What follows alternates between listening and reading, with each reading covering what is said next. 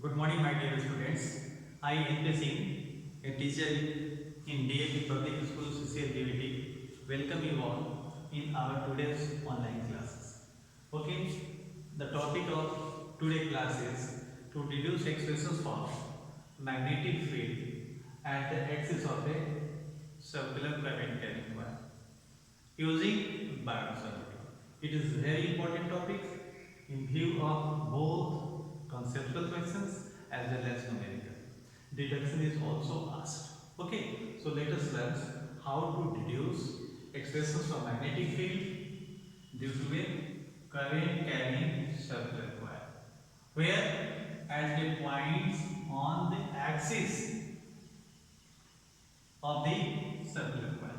So let us consider the circular coil.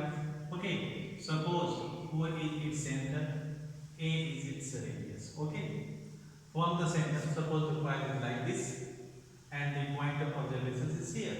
Okay, जैसे कि आपका ये हो गया वर्टिकल प्लेन में है और ये एक्सिस से पॉइंट्स है, तो यहाँ हमें मैग्नेटिक फील्ड निकालना है। देख रहे हैं ना, इस पॉइंट पर निकालना है और इसकी दूरी कितनी है सेंटर से, x है। ओके, अब आप ये बताएं कि ये पॉइंट्स कहाँ है। हम मान लेते हैं कि ये P पॉइंट हमको मैग्नेटिक फील्ड निकालना है। हम इसके लिए क्या करेंगे, पहले एक छोटे से एलिमेंट्स AB के कारण मैग्नेटिक फील्ड निकालेंगे। तो आप तो पढ़े यूजिंग, सबसे पहले आप क्या कीजिए, है ना, यूजिंग, या आप ये है कि अकॉर्डिंग टू बायट-सावर्ट लॉ। क्या जानते हैं आप, ये जानते हैं कि dV और वेक्टर फॉर्म में लिखिए तो इसका mu 0 by 4 pi I dl sin theta by r square. Okay, तो बोलिए नहीं आप इधर वेक्टर फॉर्म में लिखिए तो I dl क्रॉस क्या कर रहे हैं, r कैप और बाय r स्क्वायर। अब इसको यहाँ पे लागू करना है। क्लियर है, आपको पहले AB के कारण तो कहीं सब इस फॉर्मूले में आपको जानकारी है कि ये फॉर्मूले में आइडियल क्या है, करंट से। ओके, मैं आपको रिकॉल करा देता हूँ कि हम लोग यहाँ पर अगर हम ऐसा एक एलिमेंट्स लेते हैं, ये एक एलिमेंट्स लेते हैं तो I करंट है और ये dl लेंथ है। ओके, ये पॉइंट ऑफ ऑब्जर्वेशन है और यहाँ करंट का डायरेक्शन है, ये एंगल थीटा लेते हैं, ये r। ओके, इस पॉइंट को हम मैग्नेटिक फील्ड बताते हैं और इधर ही यूनिट वेक्टर काम करते हैं। तो I समझ गया कि आइडियल एलिमेंट्स। ओके, और यहाँ पर r का किधर पॉइंट ऑफ ऑब्जर्वेशन से ये है, तो इधर भी हमको एक यूनिट वेक्टर r के लेना होगा। ओके, एलिमेंट से दूरी चाहिए, हम इस एलिमेंट से कार्य निकालेंगे, इधर से हमको पॉइंट की दूरी चाहिए और ये दूरी कितनी हो जाएगी, ऑफकोर्स r है और ये a स्क्वायर प्लस 3 पर होगा x स्क्वायर है। अब जरा देखिए आप, मैं इस फॉर्मूले को यहाँ पर मैग्नेटिक फील्ड लिखूंगा और ये मैग्नेटिक फील्ड किधर है, ये मैग्नेटिक फील्ड का डायरेक्शन किधर है, इसके इस एलिमेंट के कारण। ओके, क्लियर है कि ये कहीं अब ये डायरेक्शन क्यों दिया जाए और फिर यहाँ पर मैग्नेटिक फील्ड का पहले एक्सप्रेशंस लिख लिया। तो ये तो जानते हैं कि इस फॉर्मूले को हमने ये बायट-सावर्ट लॉ को यहाँ पर लिखा है और इसी को हम यहाँ पर यूटिलाइज कर रहे हैं। तो अब हम लिख रहे हैं इसी के अकॉर्डिंगली, देयरफॉर हम लिखेंगे magnetic field due to an element AB। Okay, element AB, तो मैग्नेटिक फील्ड कहाँ पर, at P due to an element A। कितना लिखिएगा यार, मैग्नीट्यूड लिखिए इसका, तो mu 0 by 4 pi। Okay, I dl, r capital magnitude कितना है, 1 sin थीटा। अब जरा देखो बच्चों यहाँ sin थीटा कितना है, अब I क्या लिखिएगा, r स्क्वायर, ये r है। Okay, it becomes equal to mu 0 by 4 pi।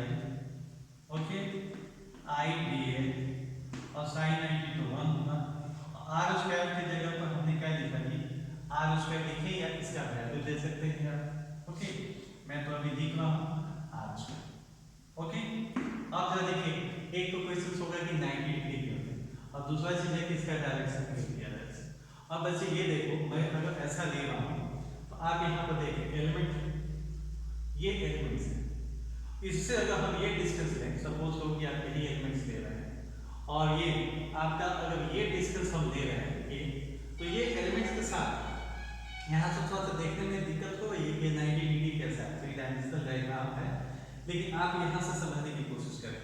Suppose करो कि ये मैं एक एलिमेंट्स लिया है, हम यहाँ पर ऐसे मार्क कर देते हैं, चिन्ह लगाए, ठीक है, ये एलिमेंट्स आप लें, ये एलिमेंट्स लें और जरा देखिए आप पॉइंट ऑफ ऑब्जर्वेशन यहाँ है, तो ये एलिमेंट्स कैसा है, ये इस तरह का दिख रहा है, ये ऐसा है एलिमेंट्स, इस पॉइंट पर ये एलिमेंट्स ऐसा है और पॉइंट ऑफ ऑब्जर्वेशन किधर है, ऐसे है ऑब्जर्वेशन। तो ये एलिमेंट्स इसके साथ ये जो एंगल बन रहा है वो कितना बन रहा है, 90 डिग्री। तो ये आप ऐसे अगर सीखने की कोशिश करेंगे, अपने हाथ को ऐसे बना लीजिए, एक कॉइल कंसीडर कर लीजिए, पॉइंट ऑफ ऑब्जर्वेशन यूं है, सेंटर से दूरी ये है और इस एलिमेंट्स के कारण आप लेंगे तो ये एंगल आप देखिए मेरी उंगली के साथ कुछ हल्का सा आपको लग रहा है कि 90 डिग्री की बात है। तो एक तो यहाँ आपको कंफ्यूजन होगी जिसको कि आप जो है ये सेल्फ प्रयास करके इसको समझ सकते हैं। और कहिए कि सर ये बताइए कि आपने ये डायरेक्शन क्यों ली, तो देखो बच्चों यहाँ पर मैग्नेटिक फील्ड का डायरेक्शन किधर है, आई डीएल क्रॉस आर कैप, तो आर कैप का डायरेक्शन किधर है, ओके। तो आप जरा सोचिए कि आई डीएल मैं तो यहाँ पैसे लिया हूँ और ये कंडक्टर ऐसा है, तो आई डीएल इधर है, क्लियर है।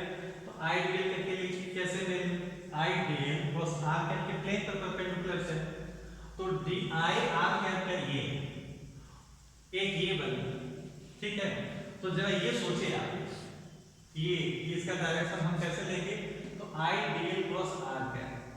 तो अगर हम ऐसे बताते हैं तो आई डीएल का ये ऊपर, आर का इधर ऊपर, इस प्लेन पर कैसा प्लेन बन रहा है, एक ऐसा प्लेन बन रहा है, आप देख रहे हैं ना, एलिमेंट्स का ये लेंथ है इधर और ये दूरी है, ये प्लेन बन रहा है और इस प्लेन पर परपेंडिकुलर किधर होगा, आउटवर्ड। और कहीं से हम इधर भी तो ले सकते हैं, लेकिन आई डीएल क्रॉस आर कैप, तो डीएल का डायरेक्शन इधर है, आप ऐसे उंगली को मोड़े तो क्या होगा, प्लेन पर बाहर की ओर होगा। तो यहाँ भी आप समझने की कोशिश करें कि ये डायरेक्शन कैसे इधर लिया गया है, कैसे लिया गया है, ये डीबी का डायरेक्शन किधर है, आई डीएल और आर कैप से बने प्लेन पर परपेंडिकुलर है। और आउटवर्ड क्यों है, क्योंकि ये आई डीएल क्रॉस आर कैप ले रहे हैं, तो अगर आप राइट हैंड रूल से देखें या कर्व के स्क्रू रूल से देखें तो ये डायरेक्शन किधर है, आउटवर्ड। अब सपोज करो कि ये एंगल थीटा है, तो इस पर तो इस लाइन पर तो ये परपेंडिकुलर है और इस पर ये परपेंडिकुलर है, तो ये भी कितना है, थीटा। और इसका एक कंपोनेंट हम इधर देते हैं, ये कंपोनेंट कितना हो जाएगा, dv sin थीटा, और ये कंपोनेंट आपका हो गया dv cos theta, dv cos theta. आप जानते हैं कि जिधर एंगल होता है तो क्या लेते हैं, कोसाइन लेते हैं। आपसे पूछे ना कि भाई ये फैक्टर है और इसका कंपोनेंट आप इधर बताएं, इधर भी एंगल थीटा है, तो इधर कंपोनेंट क्या लेंगे, a cos थीटा, और इसके परपेंडिकुलर डायरेक्शन में क्या लेंगे, a sin थीटा। तो मैंने भी dv के कंपोनेंट्स लिए हैं, क्लियर है। अब आप देखिए ये दो पॉइंट्स है जहां बच्चों को दिक्कत होती है, एक ये डायरेक्शन जानने में, लेकिन जिनको भी ये क्लियर होगा कि भाई हम आई डीएल अगर हम ऐसे लिए थे आई, और ये हमारा था आई डीएल का, और ये लिए थे हम आर कैप, आप करके देख लेंगे पर आई डीएल इधर ले गए और कैसे मोड़ना है, आर कैप की आई डीएल इधर लिए ना, ये फैक्टर और ये फैक्टर तो एक ही बना, आर कैप इधर है मोड़िए तो क्या होता है, एक बार आप यहाँ भी ऐसे आई डीएल और आर कैप के प्लेन पर देखें ये डायरेक्शन होगा। तो अब आप ये देखें, अब हम क्या कर रहे हैं कि AB के ठीक डायमेट्रिकली अपोजिट एक एलिमेंट ले रहे हैं CD, डायमेट्रिकली अपोजिट है, ओके। एंड ये इसके बिल्कुल सिमेट्रिकल सेट, इसके कारण अगर हम यहाँ पर पॉइंट मैग्नेटिक फील्ड है तो ये मैग्नेटिक फील्ड वैल्यू में आइडेंटिकल सेट आई बात समझ में, ये एंगल भी कितना होगा, ठीक है। अब इसके भी हम कंपोनेंट इधर लें तो ये क्या होगा, dv sin थीटा, और ये कंपोनेंट dv cos थीटा। अब जरा देखिए आप, ये dv cos थीटा अब ये dv cos थीटा कैंसिल हो गया, बचते कितना जा रहा है dv sin थीटा, एक एलिमेंट के कारण और सेकंड के कारण dv sin थीटा। इस तरीके से हम क्या देख रहे हैं कि एक एलिमेंट्स का, ये एलिमेंट्स का कितना हिस्सा नेट मैग्नेटिक फील्ड को कंट्रीब्यूट कर रहा है, केवल dv sin थीटा। इसी तरह से हम अगर ये चाहें तो इस लूप को ऐसे बहुत सारे एलिमेंट्स का बना हुआ मान सकते हैं इस लूप को। इसके लिए हमारे पास कहाँ है जो पेयर मिला, यहाँ मिला। ये इस एलिमेंट के कोरस्पॉन्डिंग पेयर कहाँ होगा, यहाँ होगा। इसके कोरस्पॉन्डिंग पेयर कहाँ होगा, यहाँ होगा। इसी तरह से इसके लिए अगर हम लें तो उसका भी एक पेयर होगा सामने डायमेट्रिकली अपोजिट, जिसके कौन से कंपोनेंट कैंसिल हो जाएंगे, ये आपके वर्टिकल कंपोनेंट कैंसिल होते जाएंगे और बच कौन सा जाएगा, ये हॉरिजॉन्टल कंपोनेंट। तो अब आप अगर डायग्राम को फॉलो कर लिए हैं, इन चीजों को समझ लिए हैं, तो आप जरा ये बताएं कि ये तो मैंने क्या लिखा था कि magnetic field due to an element, okay, इतना लिख दिया। अब ये बताएं आप कि फ्रॉम द डायग्राम, मैं इतनी चीजों को नहीं लिख रहा हूं कि बहुत लंबा हो जाएगा, कि आपका किस तरीके से डायमेट्रिकली अपोजिट एलिमेंट के कारण ये कंपोनेंट्स कैंसिल होते चले गए। मैं सीधे रिजल्ट लिख रहा हूं कि from the diagram it is clear that magnetic field at P due to an element of current carrying wire, कितना हो जाएगा बच्चों आप बताएं। From the diagram it is clear that magnetic field has at P due to an element of the current carrying wire which is responsible for net magnetic field। वो कौन सा हिस्सा है, वो कितना होता गया, क्योंकि हिस्सा वो तो है dv sin theta.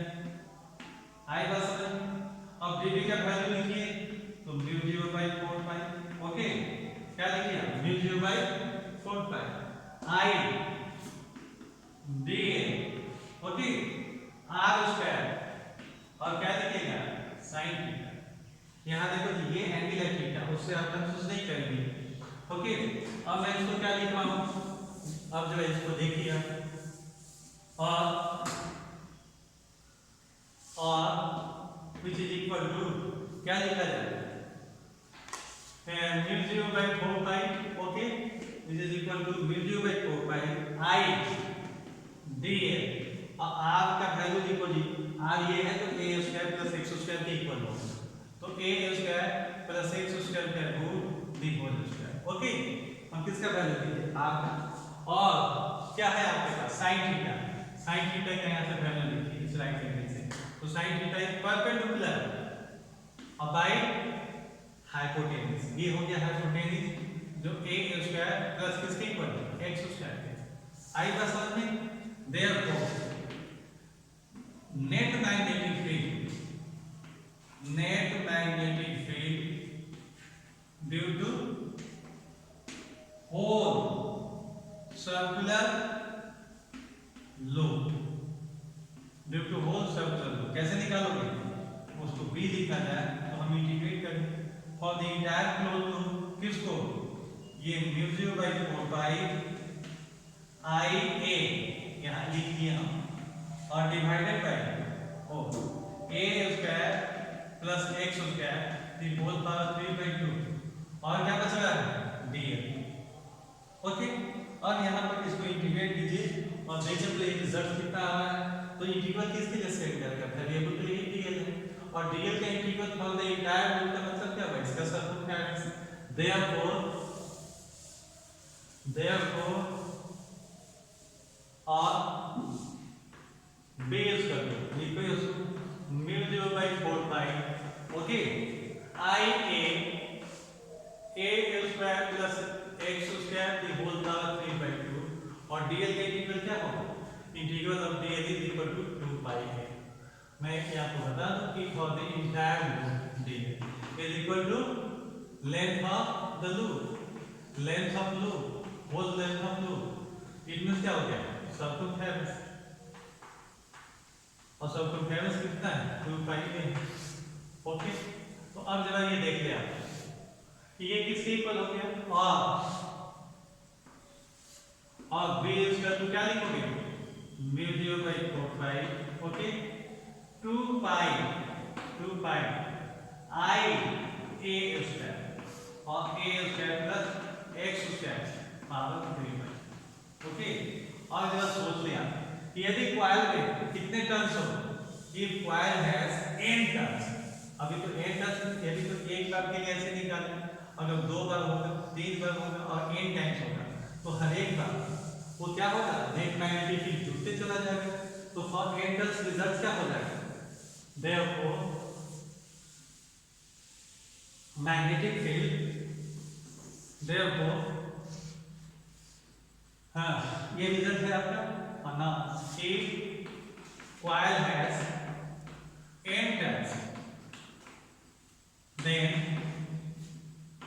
net magnetic field, then net magnetic field at P क्या हो जाएगा जी, P will be given by V is equal to mu 0 by 4 pi 2 pi n से मल्टीप्लाई कर दो I 2 pi n I a square, और नीचे में क्या है a square plus x square whole power 3 by 2। अब बच्चों ये चीज और देख लिया, ये बहुत इंपॉर्टेंट रिजल्ट है। और यहाँ एक चीज आपको सपोज करो कि आपको क्या करना था, ये मैग्नेटिक फील्ड आप एक्सिस पर निकालें। मान लीजिए कि आपको कहा जाए कि ये स्पेशल केस की चर्चा करें या मैग्नेटिक फील्ड एट सेंटर का भी रिजल्ट लिखें, तो अब देखते हैं कि ये स्पेशल केस क्या है। तो स्पेशल केस 1 क्या होगा, बी कहाँ पर, एट सेंटर, यानी magnetic field at centre of coil होता है।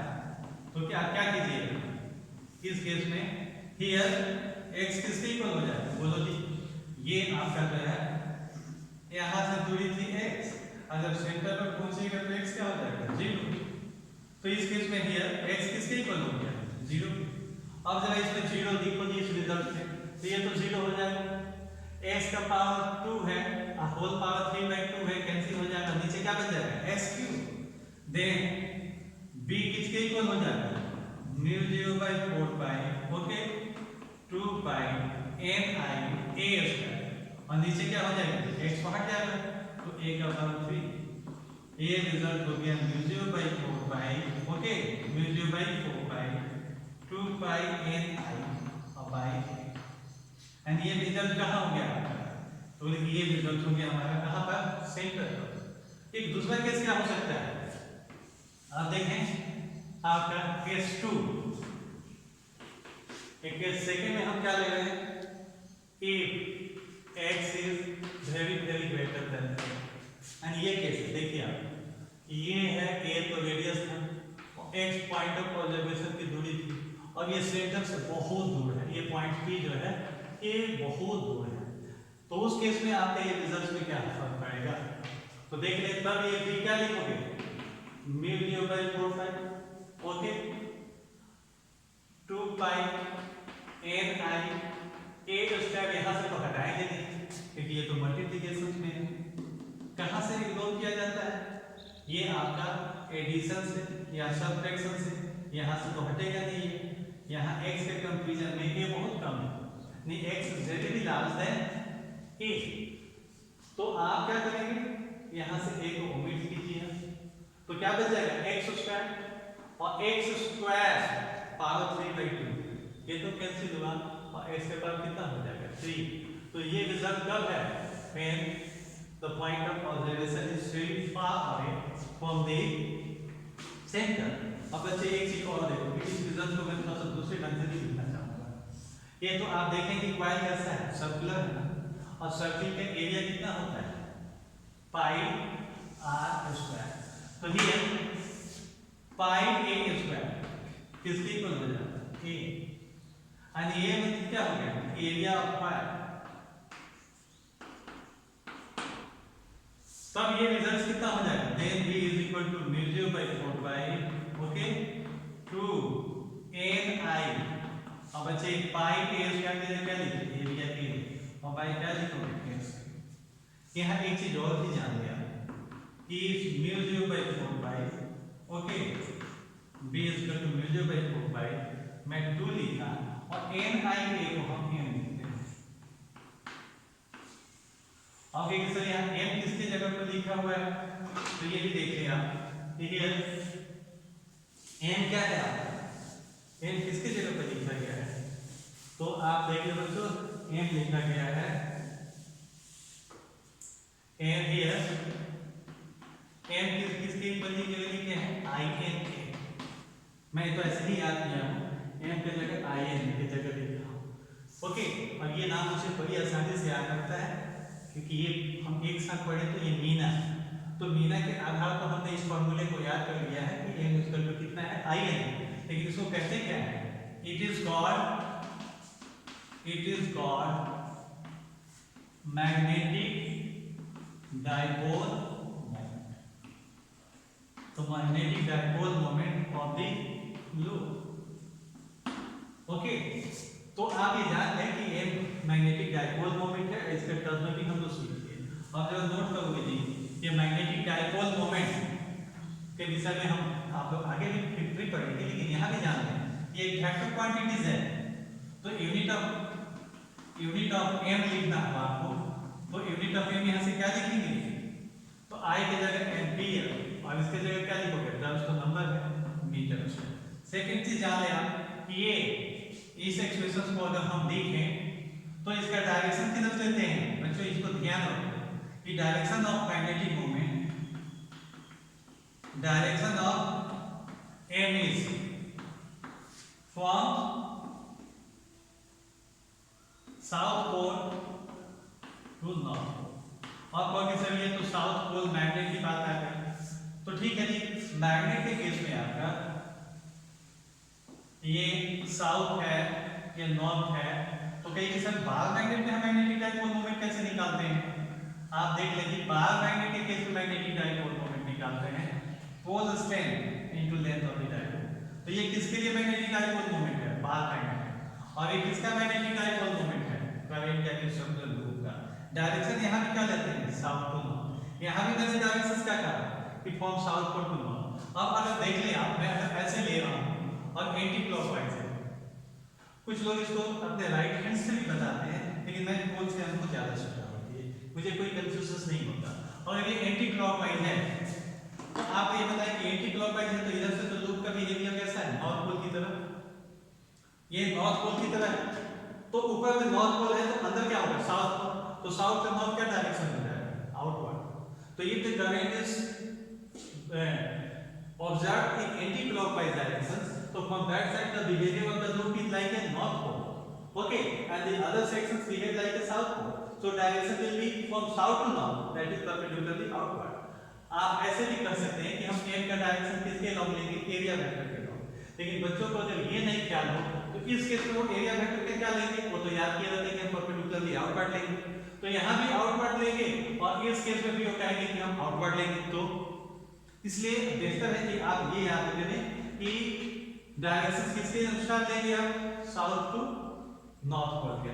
और एक चीज आप और भी सीख लें, अभी हमने ये चर्चा की आप ये भी, हालांकि आप मैग्नेटिक फील्ड एट सेंटर जब निकाले तो हम ये डिस्कशन किए थे, लेकिन फिर आप जानते हैं कि यदि आप देखें कि करंट का डायरेक्शन एंटी क्लॉकवाइज है तो ये लूप का बिहेवियर कैसा होगा like north, and field at the centre क्या लेंगे perpendicularly outward, and if the direction of current is seen in clockwise direction loop behaves like south pole of the magnet and the field at the center is perpendicularly inwards।